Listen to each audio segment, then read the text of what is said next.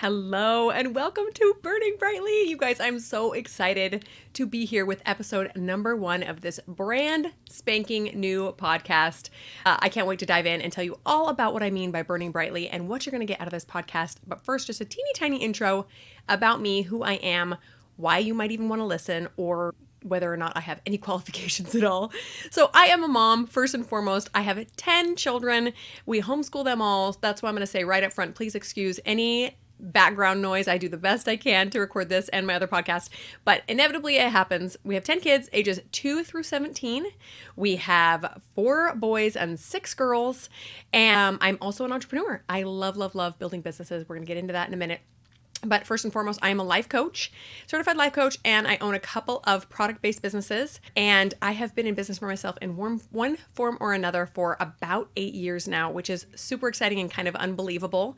But every last minute has been so enlightening, such a growth experience, and I can't wait to guide you through the same thing if that's something you're interested in as well.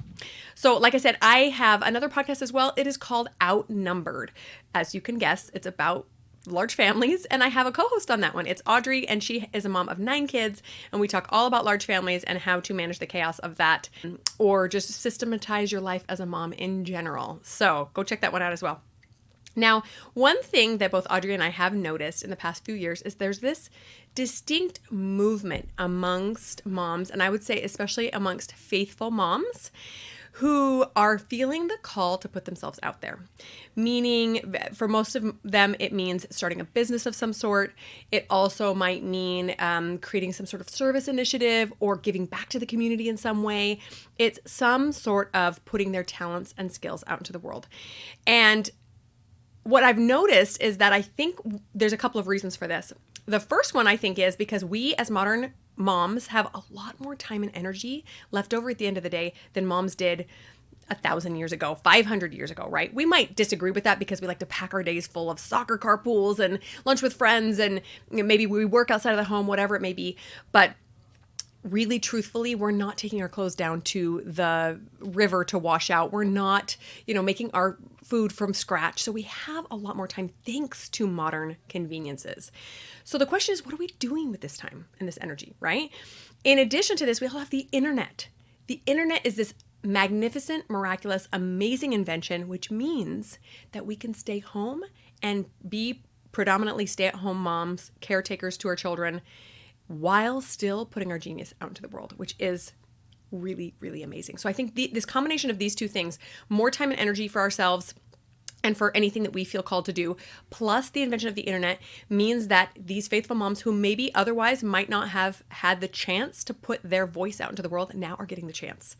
And for some of us, it is so exciting. And for others of us, it is terrifying. And usually it's somewhere in the middle, right? I have for sure felt excitement and terror and overwhelm and insecurity and the old imposter syndrome, all the feelings when putting my content and skills and talents out into the world. But this is what this podcast is about. It is for those of you who are feeling like now is the time. Maybe your kids are getting just a little bit older. Maybe your baby went to kindergarten, or maybe your baby went to college, and you're sitting around looking at your life and thinking, I don't have to change diapers. I don't have to make dinner all the time. I don't have to scrub and pick up like I used to. What is this next phase all about? So I personally, as a mom of faith, really believe that this is God inspiring us to go out and do something more with our lives. And I am so honored to be here supporting you if this is your phase of life as well.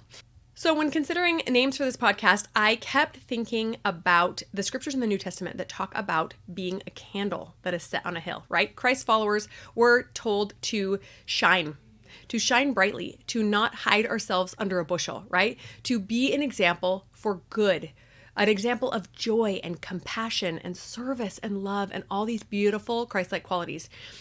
To show the world what it looks like to have a family and to love that family. To raise it and nurture it and make it your number one priority. To serve those who maybe might never pay you back, right? Or might never even be grateful, but to be this example of Christ in everything that we do with no need for reciprocity or being paid back, right? That is what a real Christian woman does. And when we feel called to do this outside of our home, I really think that that is coming from God. So like I said, for me, this has meant using and developing talents to build a business, or multiple businesses. Actually, I've had quite a few, and it's been a wild, really fun ride. But for some of you, it might mean just standing up for your beliefs. It might mean, showing up on social media as someone who does not accept the current way of thinking, right? Or maybe pushes back a little bit at trendy social constructs. It might mean starting a charity organization or some sort of service initiative that really, really lights you on fire. Regardless of what it is, it involves tapping into our beliefs that we hold most dearly and then getting uncomfortable, right? If you are a woman of faith, chances are good that you have felt uncomfortable in some way or another because of your beliefs. Maybe you've had to stand up for them. Maybe you've had to express your discomfort when someone was speaking unkindly or using foul language or doing something that wasn't in keeping with your beliefs. So we should be comfortable with being uncomfortable, right? But some of us, especially through our motherhood years, just kind of sit back into the comfort of our home and don't leave a lot, don't show up a lot in our society, in our community. And so it can be very scary and overwhelming to step into that limelight a little bit, to step into this place of visibility and to acknowledge that this is something that God is calling you to do. So I totally recognize that and know that you are not alone. Now, I know what you're thinking. A couple of things, right? First of all, do I have to accept this call? And of course, the answer is no. You don't have to do anything. That's the miracle of agency, right? And of being able to make your own choices and come to a decision all on your own. That's why saying yes is so powerful, because we get to use our God-given agency, our power to choose, to put goodness out into the world without expecting anything in return.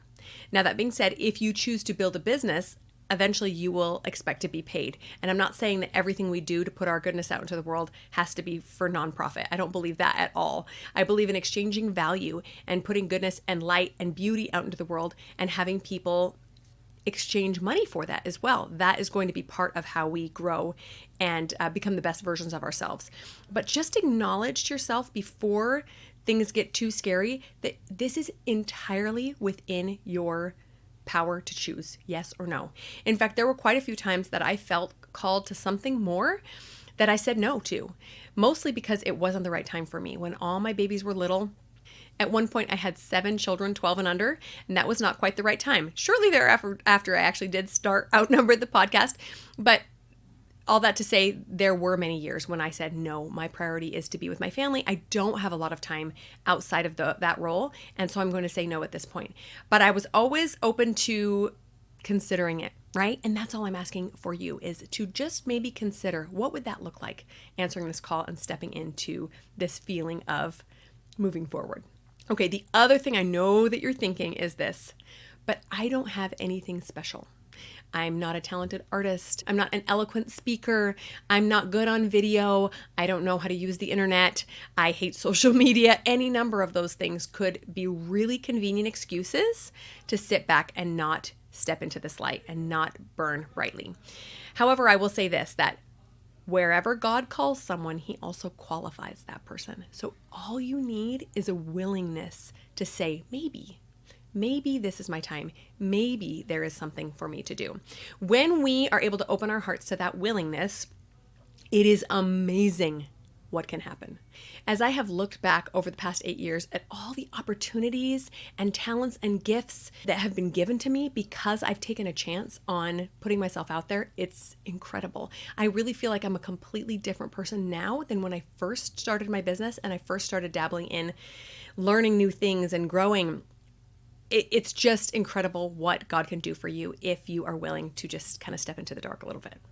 Now, if you're still wondering, but what would I even do? I want to give you just a few examples of incredible women that are out there nailing this. Just amazing examples of those who are putting brilliant beauty and goodness out into the world because they feel called to do it. So one is a blog friend of mine who teaches art and calligraphy. And so she literally puts beauty out into the world. But the best part is she teaches others to do it as well. So they come to her website, they sign up for her classes, they watch her incredible art online on social media, and they get inspired. And then they get to go and create that amazing art for themselves in their own lives. But it's not just about creating beauty for them. It's about tapping into that part of them that says, there's something more for me to develop. There's something more that I can give to the world. world. And whether it's just beautifying the walls of their own home, or whether it's, pushing them out of a mental health crisis, or whatever benefit they get out of that hobby, it is extra goodness that's being put into the world because of my amazing friend. Pretty cool, right? Another woman that I know created a service initiative specifically for small children. So she has 3 small children, and she remembers looking around thinking, I would love to give my kids service opportunities, but no one will take small children. Everybody says 16 and up, right? Because small kids are not particularly helpful.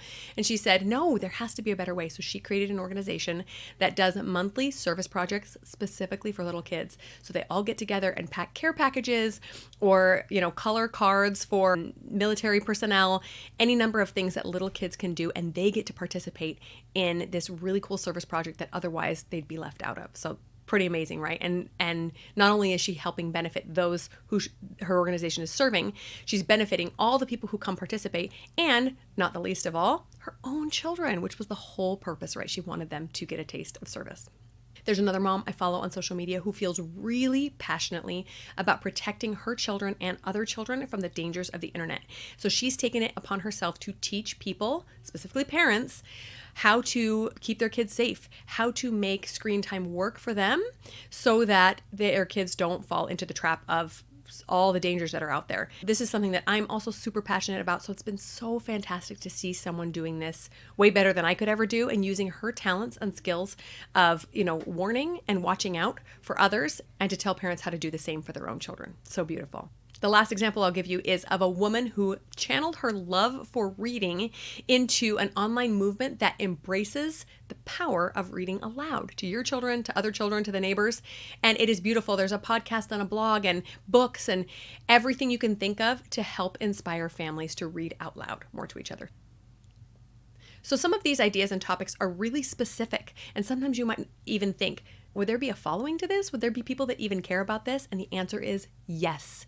If it's important to you, or you feel a call to do it, it's going to be important to someone else, and you will find someone who feels the same and is super interested in what you have to offer. In reality, the examples are absolutely endless. I challenge you to get on Instagram and find 5 to 6 women doing incredible things with their gifts and talents, and jot them down. Give yourself some ideas so that you know that whatever talents you come up with, God will have a way to help you expand them. Once again, I know you are probably thinking, but I don't have any talents or skills or an education. But I will say this. I believe that denying the talents and growth that God has in store for you is denying the God who gave them to you. So if you believe that He is a good God, which we know He is, and that He gives all of His children gifts, then you have to believe that there are some for you. They just might be a little bit dormant or hiding. You might need to do some uncomfortable work to discover them. You might need to just start sharing them in order to develop them better. But I know that they are there. Be humble and be patient. Be willing to take the time to develop yourself. Be open and willing to any opportunity that God sends your way, even if it sounds terrifying. And finally, be excited for what lies ahead, because you have no idea what is coming. Please, please don't close any doors until you have fully considered them, because you never know what lies on the other side.